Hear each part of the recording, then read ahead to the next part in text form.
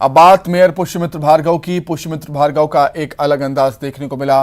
दरअसल तेज बारिश के चलते शहर में जल भराव के हालात बने हुए थे। मेयर पुष्यमित्र ने बारिश में सड़कों पर निकलकर जल भराव का जायजा लिया और मौके से निगम अधिकारियों को निर्देश दिए हैं। साथ ही साथ लोगों की समस्याएं भी सुनी।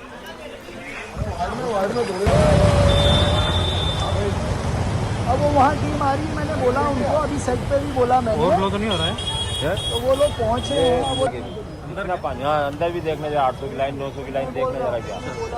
कितनी गली अंदर है गली है 7-8 गली।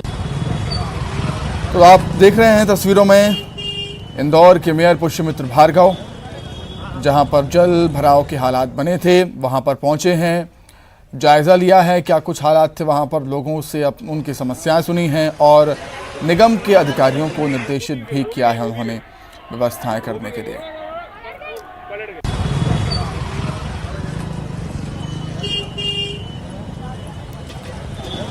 चलिए, दो अलग अलग जगहों से हमारे संवाददाता जुड़े हुए हैं इस समय सहयोगी। भोपाल से मनोज राठौर और इंदौर से विकास सिंह चौहान जुड़े हुए हैं। विकास, पहले आपके पास आना चाहूँगा। एक जनप्रतिनिधि की जिम्मेदारी यही होती है कि लोगों की समस्याओं को वो सुने, जहां पर समस्या है वहां पर पहुंचे। तो निश्चित तौर पर पुष्यमित्र भार्गव जिम्मेदारियों का निर्वहन करते हुए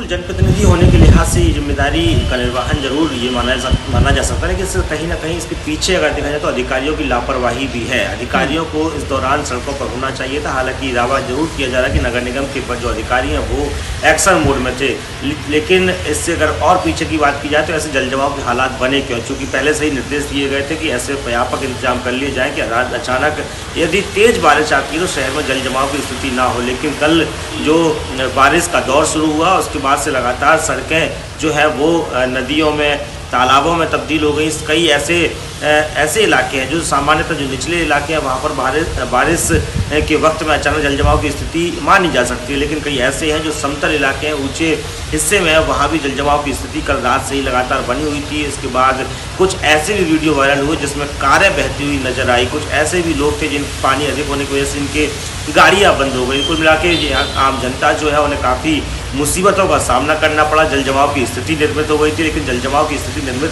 किन कारणों से हुई, किन अधिकारियों की लापरवाही के कारण हुई, उसका एक एक्शन प्लान होना चाहिए। लिहाजा उन पर कड़ी कार्रवाई आने वाले दिनों में देखी जानी चाहिए। बाकायदा कल खुद पुष्यमित्र भार्गव जो नवनिर्वाचित महापौर हैं वो एक्शन मोड में थे।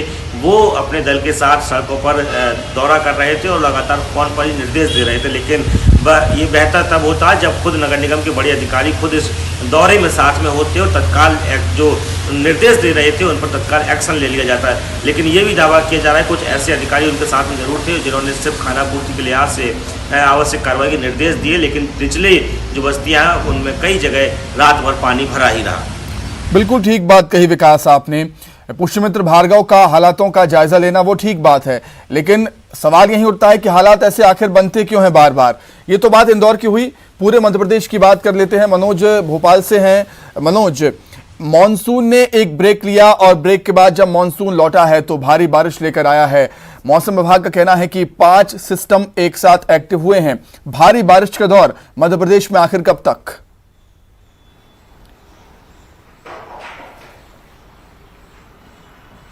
जी बिल्कुल, मौसम विभाग ने साफ तौर से कहा है और ये संभावना जताई है कि करीब 17 अगस्त तक ये भारी बारिश का दौर रुक रुक कर इसी तरीके से चलेगा। और यही कारण है कि मध्य प्रदेश के करीब 22 जिलों के लिए येलो अलर्ट जो है वो मौसम विभाग ने जारी किया। और देखने को भी मिल रहा है कि लगातार राजधानी भोपाल के साथ कई जिलों में कल से बारिश का दौर जो है वो जारी है, सिलसिला जारी है और तेज बारिश हो रही है। भोपाल में भी करीब 2 इंच बारिश का कोटा जो है पिछले साल की तुलना में बचा, यानी इस साल पिछले साल की तुलना में ज्यादा बारिश जो है वो दर्ज की जाएगी। लबालब तमाम डैम हो चुके हैं। कल ही जो भदभदा के डैम है उसके गेट खोले गए, कलियासोत के डैम खोले गए और अभी भी इसी तरीके से बारिश का सिलसिला जारी है। तो आगे भी जो भोपाल के साथ जो तमाम मध्य प्रदेश के डैम है उनको भी खोला जाएगा। तो मौसम विभाग का कहना यही है कि जो बंगाल की खाड़ी से लेकर मध्य प्रदेश में जो 5 सिस्टम जो है वो सक्रिय, हालांकि कल केवल 7 सिस्टम की बात सामने आई थी, लेकिन जो